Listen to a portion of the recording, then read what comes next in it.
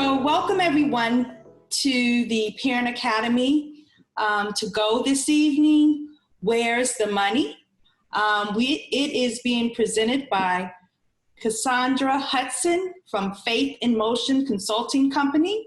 Ms. Hudson, Cassandra Hudson is the CEO of Faith in Motion Consulting, a college admissions consulting company providing assistance with college and scholarship processes.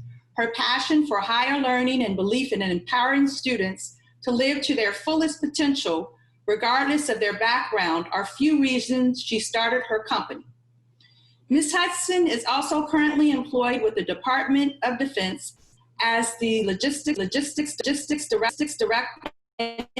She directs logistical analysis to identify, plan, and execute sustainment support strategies for programs to ensure successful deliveries of medical countermeasures to the joint military force. Whew, that's a lot. Ms. Hudson received her undergraduate degree from Howard University and graduate degrees from University of Oklahoma, Central Michigan University, and Webster University. Ms. Hudson is the proud mom of two sons, Darren and Donovan, who attended and graduated from Northwest High School. We are so happy to welcome her with us this evening. And before I forget, I just wanted to let you know that my name is Danielle Wilson Sadler, and I am from Student, Family, and School Services with MCPS. We are the office that serves and supports families. So with no further ado, I'd like to welcome Ms. Cassandra Hudson. Where's the money? Hi, everyone. Thanks, Danielle, for that introduction. I really appreciate it. And I'm so excited to be speaking with you guys today, and so thankful that you guys signed up for this workshop. By your attendance, it tells me that you're not only motivated, but you're ready to take ownership of your collegiate quest, and you're serious about securing money to pay for college. What I want to say is, I don't know the audience here. I think we have a mixture of probably parents from elementary school, middle school, and high school, but this presentation is primarily for those parents that have students that are senior this year. Not to say that this information that I will share today will not be helpful for those that have students in middle school and elementary school, but for those that are working on scholarships and looking for scholarships and want to know about financial aid to help them on their journey for next year, this briefing is for you. The purpose of this workshop is to provide information on the financial aid process and also to provide tips to parents and students to help them as they go through the scholarship application process. If any parent is like me, they don't want to spend their money. I didn't want to spend my money on college, nor did I want to take out any loans. So hopefully the information that I share with you today will provide you some insights to help you avoid spending your own money and also taking out loans. As Danielle stated, if you have any questions, please make sure that you annotate those questions in the chat box. I think we will hold questions to the end, but if it's something pressing, I can answer the question as we go through the slide presentation. Okay. Okay. Danielle, as Danielle said, I am Cassandra Hudson. I am the CEO of Faith in Motion Consulting. Faith in Motion Consulting was birthed by a passion that I had that was sparked in me when helping my sons go through the college application process. It was also sparked because I saw a need in the community.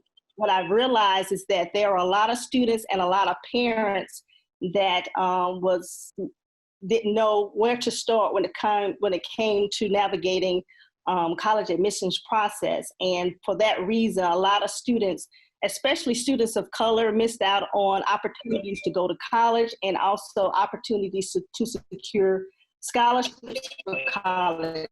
So I launched Faith in Motion so I can change that scenario, and from the knowledge that I've acquired by helping my sons, I wanted to share that with parents and students so they can obtain their dreams of higher learning at the college level at no cost, if not no cost, little cost.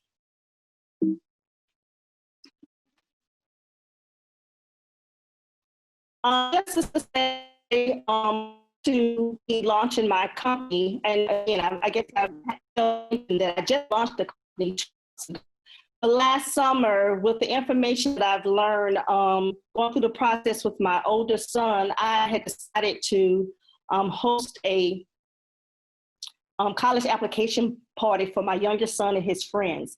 And the information that I shared lessons learned with them. They were able to utilize that information. And from that information, they were able to receive acceptances to over 50 colleges and universities. And they were also offered over $1.3 million in scholarships.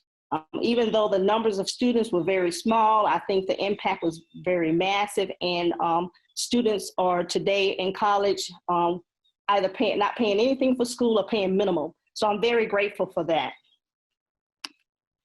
Here's the motto and the purpose of the company.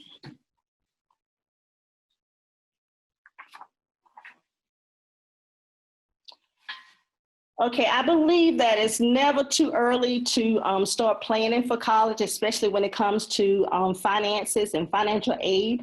I think the earlier you start planning and the earlier you start applying for scholarships, it puts you in a better position to go to college debt-free. So that, with that being said, here are the discussion topics that we will be going over this evening. What is financial aid, the types of financial aid, and then scholarships. Even though the majority of the discussion will be on scholarships on this evening, I think it's very important for me to share information about other financial aid resources that are available.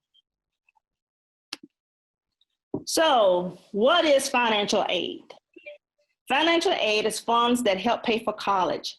These funds come from multiple sources. They can come from the federal funding, state funding, private funding, i.e. being organizations or individuals, family, and friends.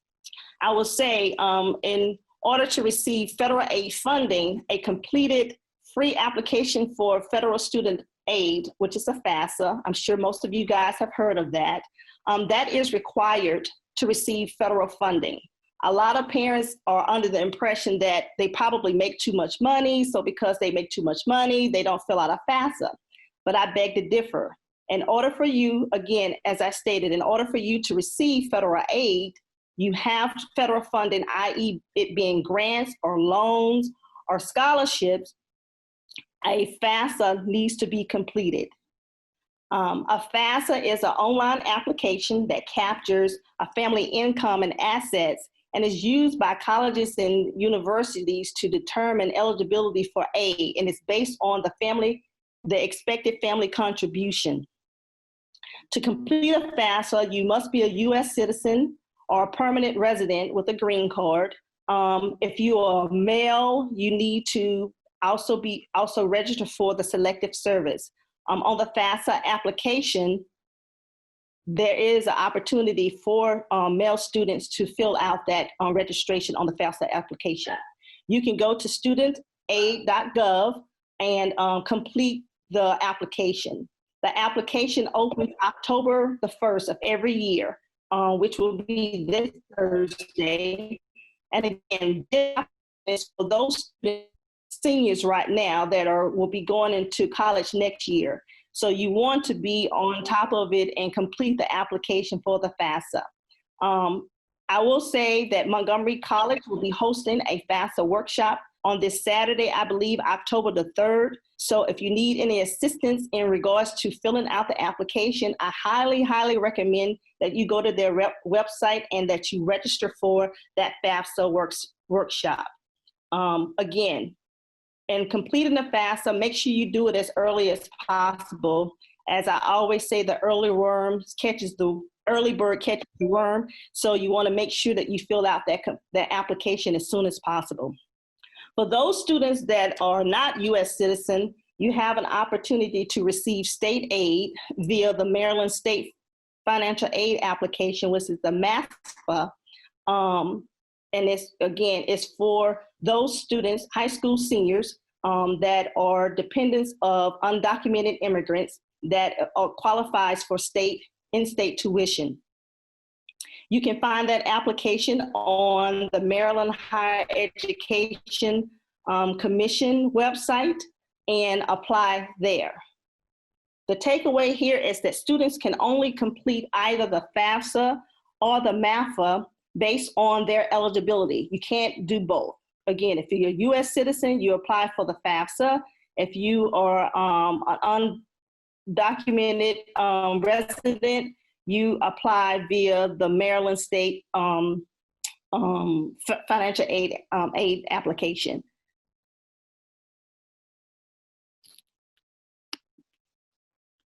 Okay, here are the types of financial aid that we have. You have grants. I'm sure many of you have heard of grants, Pell Grants, Teachers Grant. The grants are free money that are provided by the government to undergraduates that demonstrate financial need, and that demonstration of financial need is captured in the FAFSA. Generally, you do not have to pay this money back. However, there are some situations where you may have to have repayment on grants. And those situations are when a student withdraw early from a program. If they do not complete a semester in college, they may have to have repayment for their grant. And also if the enrollment status of that student changes, i.e. the student was a full-time student, was taking 12 hours, 15 hours, whatever the case may be, that considered them to be a full-time student, but however, they dropped a couple of classes and that changed their enrollment status to be a part-time student.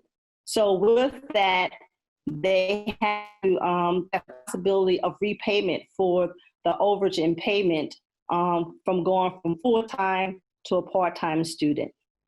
The next type of financial aid is just work study. Your work study is part-time employment sponsored by federal funding to help students pay for their college expenses. And again, this is offered to undergraduates that demonstrate a financial need that is highlighted via the FAFSA.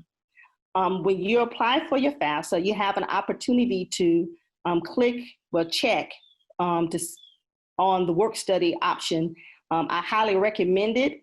It's not to say that the student will get work study, but if the funding is available at the school and the student financial need is demonstrated, that's a possibility they can get work study that can help them with their educational expenses. Next, you have your loans. Your loans, that's borrowed money. Of course, who wants to borrow money? Who wants to be in debt? But of course, in certain situations, that happens and you have to borrow money to pay for school. What needs to be known there is that for loans, these must be paid back and they must be paid back in interest. With loans, there's certain responsibilities. And with some loans, i.e. the direct subsidized loan or the unsubsidized loan, students are responsible for repayment of those loans. And their repayment with interest. Those two loans that I just mentioned, I think going rate as far as interest rate is 2.7. But then you also have the Parent Plus loan. The Parent Plus loan repayment is the responsibility of the parent. And the interest rate on that loan is 5.75, I believe. So again, for me, loans to me, they're just like a cuss word. I don't like loans, I don't like debt. But I just want everyone know here that these are the options that you have. And lastly, there are scholarships. Scholarship is free money, and of course you don't have to pay back scholarships. So that's a great thing. The types of scholarships we have are the university scholarships. They can either be need-based scholarships, which depend on a financial need, or merit-based, which is on your academics and test scores. These scholarships may require separate applications, but they may require it and may not. You have to reach out to the university of which you're applying to make that determination. But normally when you're applying to a university to be admitted, then the application also serves as your application for scholarships. But that's not the case for all schools. So it's very important for students to reach out to their universities, the universities that they're applying to see the criteria and the requirements in regards to applications for their scholarships. I would note here that it's very important for students to apply to school early, because those students that apply via early action or early decisions are normally the ones that have the first look when it comes to scholarships. So I always advise students to apply early for college, because it positions them better to get scholarships, especially if they meet the requirements in regards to the academics. Next, we have the department scholarships. Those are the departments that are within the universities and colleges, i.e. your College of Engineering, your College of Nursing, your College of Performing Arts. These scholarships are normally need-based and specialized skill. They do require separate applications normally. Even though I said they are specialized skill, there are still criteria, GPA criteria, that is warranted for these scholarships as well. You have the athletic scholarships, which again, they are off your athletic abilities and also based on your grade criteria that is set forward. And lastly, your external private scholarships. These scholarships can either be need-based scholarships or merit-based scholarships. What I would say for this area here is that private scholarships, they're provided nationwide, and they're also provided within local organizations within your community. These scholarships, timelines for these scholarships is when they open, and when the deadlines are varies. So a lot of people, you can look on Google. You can Google these scholarships based on different criteria and categories. You can Google scholarships for females, Black females, African American females, or you can Google based on interests. You can Google based on majors. You can Google based on military affiliation. Whatever you can think of, you can Google it. I'm sure there is a scholarship out there for that. Another platform where you can use to look up scholarships, external scholarships, private scholarships, is your college and career counselor there at your high school.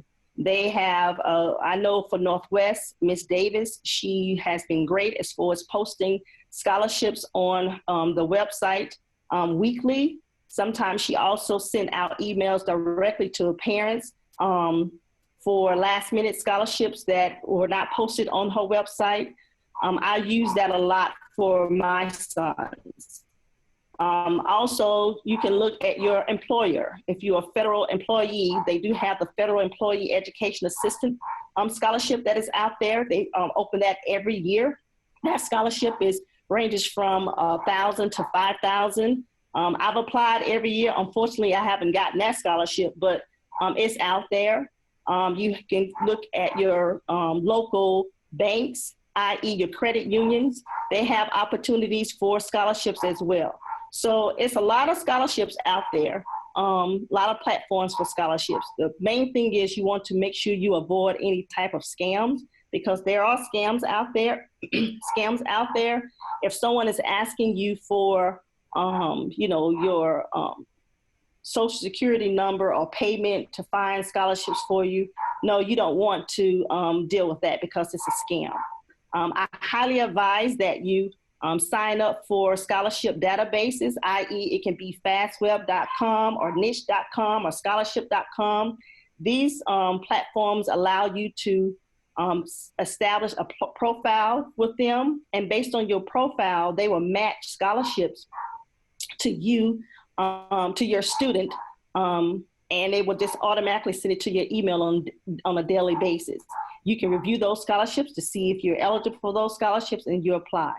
I think this is a good tool also for families that have elementary students or middle school students. again, just because you're in elementary and because you're in doesn't mean you can't live. There are a lot of age-appropriate scholarships out there for everyone. One thing I will note is that I will highly suggest that you apply for all scholarships regardless of the award amount. A lot of people avoid the small scholarships and just go for the big ticket scholarships. I would say go for them all. It's a lot of work, but yet and still, I say go for them all. Prime example, as Danielle had alluded to in my bio, I have 2 sons that are currently in college. They received multiple external scholarships, and the scholarships that they applied were mainly from scholarships that were on the list that was provided by their high school college and career counselor.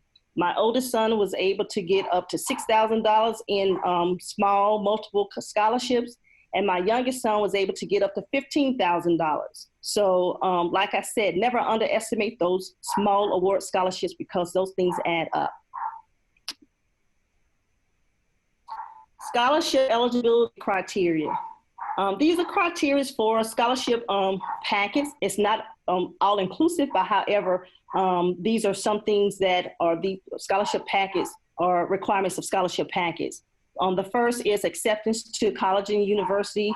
Even if you're applying for, of course, it will go unnoticed, just the fact that if you're applying for a college scholarship, that you need to be accepted to that college. But also if you're applying for a scholarship that is a private scholarship, sometimes they ask on the scholarship application, what schools have you applied and have you been accepted to those schools? Some of them also ask that you provide a copy of your acceptance letter in the application packet. So one of the criteria for scholarship is, again, acceptance to college and university. Of course, they want to know, you have a criteria for GPA.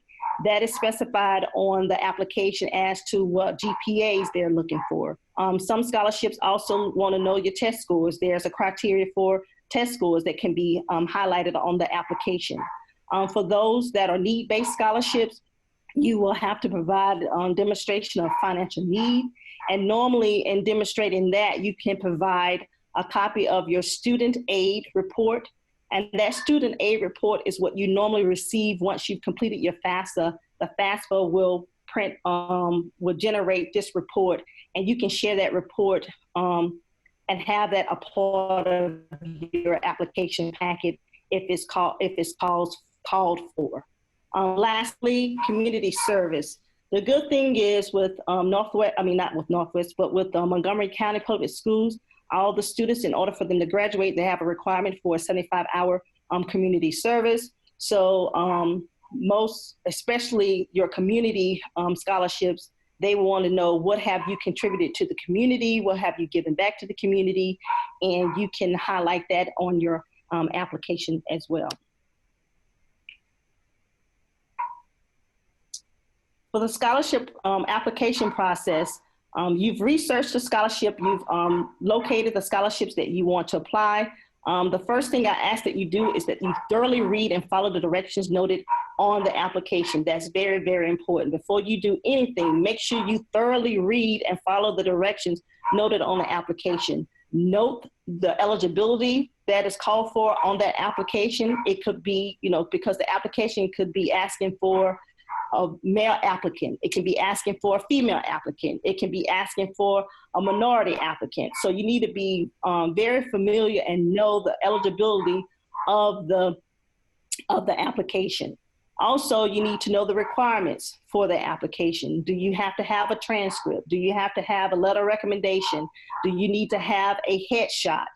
Those are the things you need to know in regards to that scholarship application, so you can get all those documents together for the submission of your packet. And the main thing you need to know is the deadline date. The deadline date is very, very key. Submitting your application on the deadline date is very important, because if you submit it after, of course, your application would not be considered. So be very cognizant of the deadline date for the application. I ask that you gather all of the documentation that is required for that application packet. Make sure you gather it in a timely manner, that even before you really start applying for scholarships. I think it's very important that you obtain copies of your transcript, official transcript. You can email the registrar's office or your counselor and ask for copies of your official transcript. Of course, it will be in a sealed envelope, but you can have copies of that on hand. I've done that in the past for my sons. We always had copies of the transcript, so we don't have to keep going back and forth to the school asking them one at a time. Also have letters of recommendation, letter of recommendations from your teachers, letter of recommendations from your employers. That's very important. Your test scores, you can download copies of your test scores from the College Board, have that on hand. Any essays, your resume, make sure you're working on your resume, because with some of the scholarship application, they want to know the activities that you've been involved with. Sometimes instead of listing them, you have the opportunity to just attach a resume. I highly recommend resumes because resumes allow you to have your activities well thought through and organized. Resume is a plus. And also that student aid report, as I mentioned earlier, for those need-based scholarships, to demonstrate financial need. Sometimes you have to provide a student aid report. And like I said, that student aid report is generated from the FAFSA. So you can always go back to your FAFSA account and pull down that student aid report. You make sure you complete your application with accuracy, and make sure that you proofread your application and then sign your application. It always requires signatures. And if the student is under 17, sometimes like I said, for local organization scholarships, you have to have your parents sign, because they want to have information released. If there's pictures going to be taken care of, or just press release or anything like that, they ask for parent signatures as well. Always make copies of your application process prior to submission. I'm a big fan of keeping copies of everything, especially when it comes to, college applications and scholarship applications. So I highly recommend that you make copies of your application package prior to submitting them, and submit your application prior to the deadline. Some scholarship will give you the opportunity to apply online, which is fine. But again, like we just had the hiccup just a few minutes ago with some technical issues, that's not to say that someone's email may go down or the internet may go out. I think it's always wise to apply early. Apply prior to the deadline date. And if it's in mail, for sure, make sure you apply. You submit your application early to ensure that it gets there via mail in a timely manner. For some of the scholarships, students may have to do an interview if they're selected for a pool of applicants. Sometimes interviews are required. What I would highly suggest for students is that they prepare for their interviews. They can Google interview questions, and also prepare a script with those questions. So when they are interviewing, that they are well prepared and it can anticipate the questions that may be asked. I ask that if an interview is required, not only do you prepare a script, that you also do a mock interview. I think it's very important to do a mock interview. And also on the day of the interview, because of COVID right now, I'm sure a lot of interviews will be conducted via Zoom. Dress the part, make sure, if males, that you have your shirt and tie and your jacket on. Even though it's waist up, the fact of the matter is it's still an interview and you still want to look professional and dress to impress. Once you submitted your application, I highly recommend that the students monitor their email accounts. For students, high school students that have applied to college and university and have been accepted to those universities, normally you receive information that you need to set up a student portal. And that's the way that the schools communicate with students. If they, so you need to make sure that you establish your student portal and that you monitor that student portal at all times. Also, you monitor your personal email account. If for some reason the school that you've applied didn't set up a student portal for you, they will still communicate with you via your email. So make sure you're monitoring your email, and also notifications can come in the mail. The takeaway here is just make sure that you're thoroughly familiar with all the scholarship requirements and deadlines. That's the key.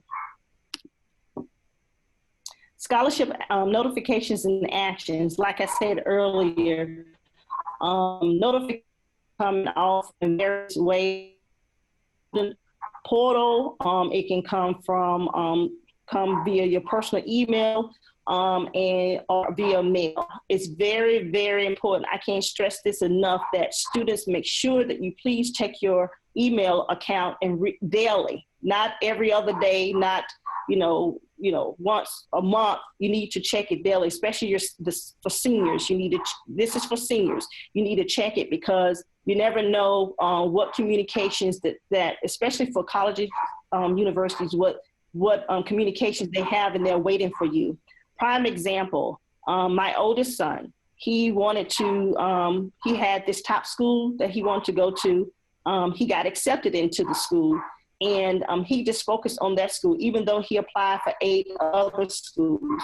He just focused on, and one of the schools that he applied to had been trying to reach him through his student portal to let him know that he was awarded a full academic scholarship, but he never read his emails. He never went to the portal to check on his emails or anything like that. The good thing about it, this particular school reached out to him via his personal email. Normally, if you have a student portal email account, the schools would not reach out to you via your personal email account. But they reached out to him via his personal email account and asked him if he wanted the scholarship. He didn't know what they were talking about. So what he had to do is go back and try to find his login ID and his password for this particular school, which took 45 minutes. Lo and behold, he got into his account and found out that he had a full academic scholarship sitting there waiting on him. And we had 2 weeks to accept that scholarship. So if he had never checked that his account, we would have missed out on that money. So that's why I stress the importance for students to always monitor their student portal, their email accounts, because you never know what information will be sent to you by a school or by an organization regarding scholarships. If and when you're awarded a scholarship, make sure that you are reading the instructions on the acceptance, for the acceptance. There are always instructions and requirements that are annotated on those acceptance letters. So make sure you read those thoroughly. For the scholarships that you receive from university and colleges, their acceptance letters normally give a respond by date as far as accepting and declining that scholarship. So make sure that you're paying thoroughly attention to that response by date, because if you fail to respond, in particular, accept that scholarship by that response by date, you will forfeit your scholarship funds, and you don't want to do that. So make sure that you thoroughly read the letter, thoroughly follow the instructions, and respond to the with an acceptance or a decline by the response by date. Also, I think it's very important for the students, make sure you thoroughly read the fine print. You can be awarded the scholarship, you've accepted the scholarship, but the fine print says that there are certain eligibility or criteria that you need to meet to ensure that you keep the scholarship. So normally students get awarded a scholarship in December timeframe, between December and March timeframe, and with that, you have to make sure that you are still maintaining the requirements to keep you eligible to receive that scholarship, i.e., for example, you have, the scholarship you've been awarded, the criteria is that you had a 3.5 GPA to get that scholarship. That's how you got that scholarship, based on your GPA, based on your, extracurricular activities. But then after you got the scholarship, you were notified that you received the scholarship. You failed to maintain that 3.5 on your GPA once your final transcript was submitted to the school. Well, the school can revise their decision and renege on that scholarship that they offered you because you didn't hold up to your end of the bargain by maintaining the 3.5. Or let's say you maintained that 3.5 at the end of your high school tenure, but you have to maintain a 3.5 or 3.0 throughout your college years in order to keep that scholarship. So if you fail to maintain your GPA, there's a possibility that you can't keep your scholarship anymore. So it's very important that you read the fine print of the scholarship to see what the requirements are to not only get the scholarship, but also to maintain the scholarship. As far as private scholarships, normally you just have to provide additional documentation to receive the funds once you've been notified that you've got the scholarship.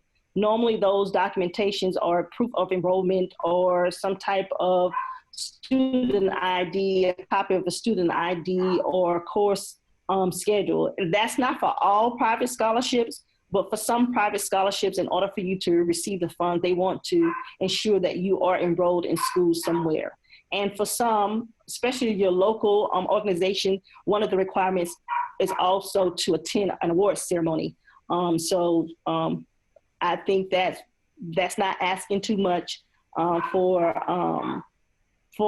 organization that is going to grant you money, bless you with money. I think the least you can do is show up to an award ceremony. And one thing I would say about that, I've witnessed this with ceremonies that I've attended with my sons. I've noticed that sometimes students go to these award ceremonies and they will get their award and then they leave. And to me, I think it's very disrespectful. I feel that if someone have taken the time out and awarded you with some money for school, the least you can do is stay the whole time for the ceremony. That's only showing that you are appreciative of what they've given you. Again, the takeaway is make sure that you maintain your GPA throughout your school year and that you thoroughly read the awards letter and comply with the requirements that is noted on that awards letter that you received. Here are some scholarship sources that I've listed here. As I mentioned earlier, your college and career center at local high schools, they are a good source to receive information on scholarships. Also, the university financial aid website, that's a good site, not only for scholarships that the school is offering, but also the schools have a listing of donors and legacy scholarships that you may be eligible for that you can apply. FastWeb, as I mentioned before, that's one of those scholarship databases that you can establish a profile and have scholarships that match your profile be sent to you on a daily basis to your email. Big scholarships, Coca-Cola, Gates. I will be remiss if I didn't mention anything in regards to the Army, Air Force, and Navy ROTC scholarships. I was the recipient of an Army ROTC scholarship for my undergraduate degree. Those are good scholarships as well. You know, they pay for your college tuition, room and board, but they also provide you with a stipend every year. I mean, not every year, every month. And also upon graduation, you are commissioned and you are in the service as an officer. So again, those are good scholarship options as well. Let me look at the time, I think. Okay. So with that, that's all I have in regards to my presentation. This was abbreviated presentation, but however, you know, I hope that the information that I provided was very helpful. And Danielle, you can go ahead with the questions that you may have. Okay, just wanted to say thank you so much, Cassandra. This was extremely helpful. As one of the questions that I had was, so with that scholarship piece, how many scholarships did you apply for with each son? And did you use, as a best practice, did you use some of the same essays for some of them or tweak them, or what was the process for doing so? Okay, so for each son, I think we apply, I say we, because I helped with writing out the, completing the application, but I made sure they did the essay because I wasn't going to do the essay. But Okay. they applied for at least 10 or 12 scholarships. Okay. And what they were able to do, the good thing, they were able to use their essays that they used for the Common App. Some of those essays, they were able to use some of those and just tweak those to use for other scholarships. The Common App, you had your one main essay, but you also have supplemental essays depending on what school you applied to. And those supplemental essays became very helpful. Another tip I would say as far as essays, sometimes what some of the scholarship packets are asking for as far as their prompt questions, it may be something that a student have already written on. So I always highly advise that students keep all of their essays that they've used throughout high school, because they always can use them again, just tweak them a little to fit the scholarship, and it'll work that way.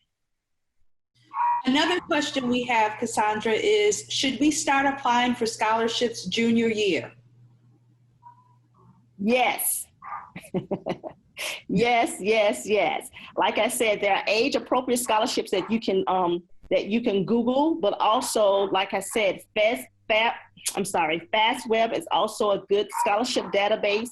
I've noticed in the past, the college and career counselor, some of the scholarships she has noted there, they are targeted to juniors as well, not always seniors. So like I said, you always have to be read the eligibility very carefully on the scholarship. But yes, it's never too early to start applying for scholarships. I had a little tidbit that I wanted to add. So one of my daughters, she actually plays basketball at a small liberal arts college up in Connecticut.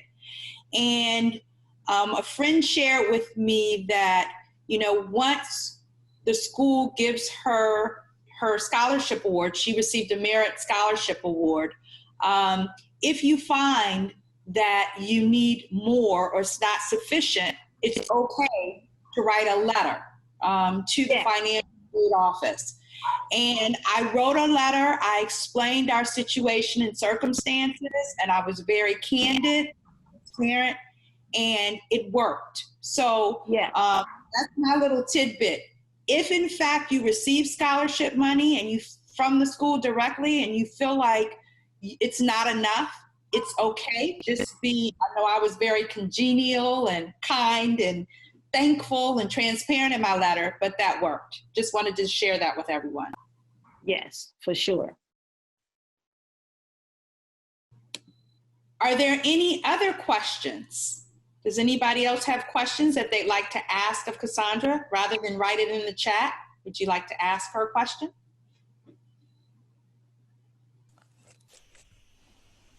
Hi. Yes, I have a question. The SATs keep getting canceled. So I'm wondering, for scholarships that require SAT scores, do you think that this year they'll be a little more flexible about that? Because literally 5 times it's been canceled and he's not been able to take it. Some schools are being flexible. I do know they're being flexible in regards to the SAT when it comes to admissions. Scholarship is a different situation. What I would highly suggest is that you reach out to the school itself and ask them. I was working with a student not too long ago, and I advised her to do that. She reached out to the University of Maryland, I want to say, and I think they have waived the SAT, ACT for their scholarship. But I would say that depends on the school. So you have to reach out to the school to get that information. Thank you. I'm sorry, I don't have a direct answer, but yeah, that's what you're going to have to do because it varies from school to school. Any other questions?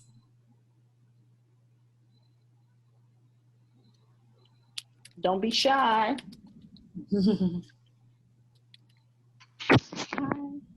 Someone asked if you would make the slides available afterwards. Are you okay with that?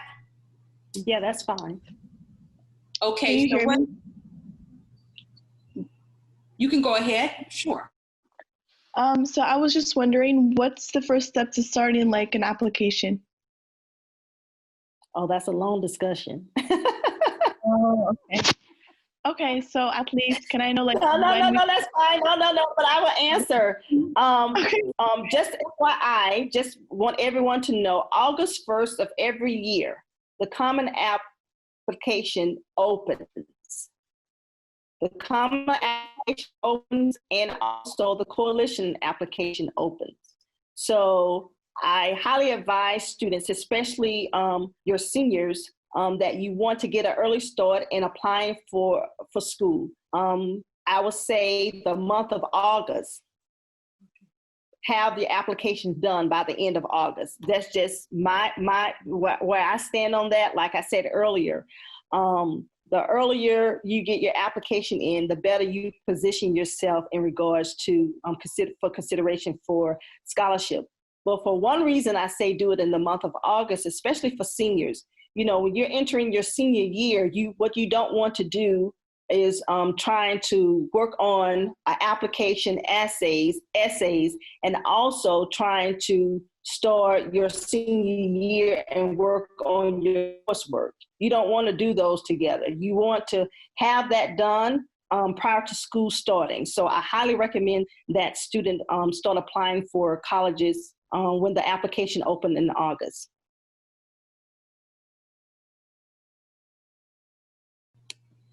What is the difference between the Coalition app and the Common app?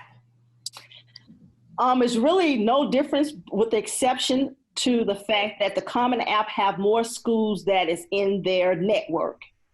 They're both online applications. And I think the Common app have over 700 schools, and the Coalition have less than that number. But for the most part, they're the same.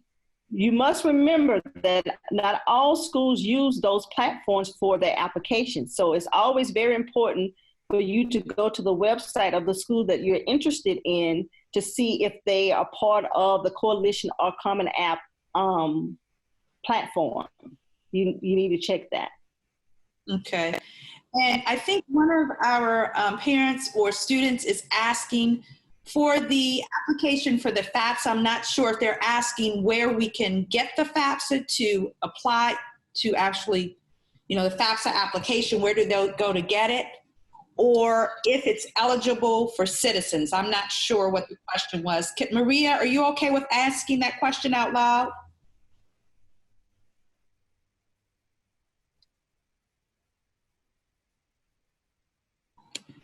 So I think she was just asking where they could go to get the FAFSA application to apply.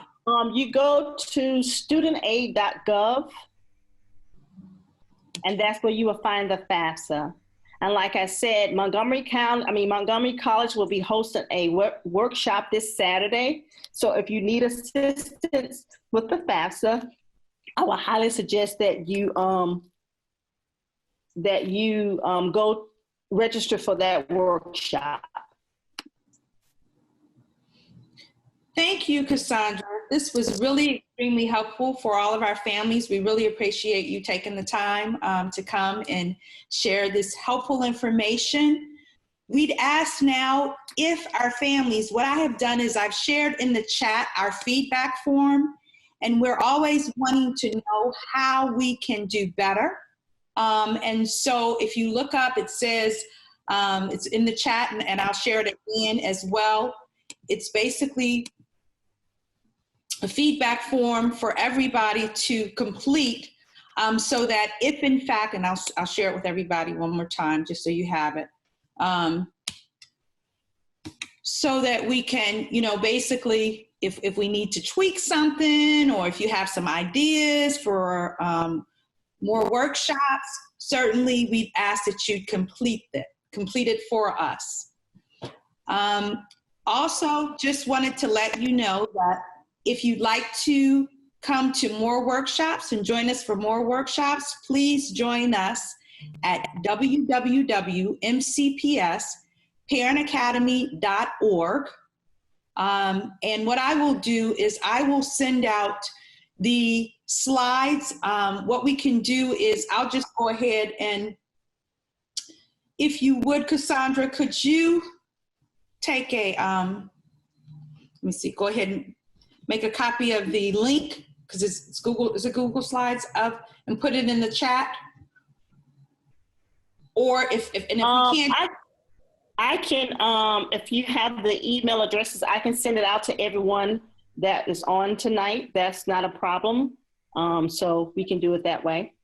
No problem. So I'm sure that all of you are pre-registered for the workshop. So we do have your email addresses. So we'll go ahead and get it out to you all.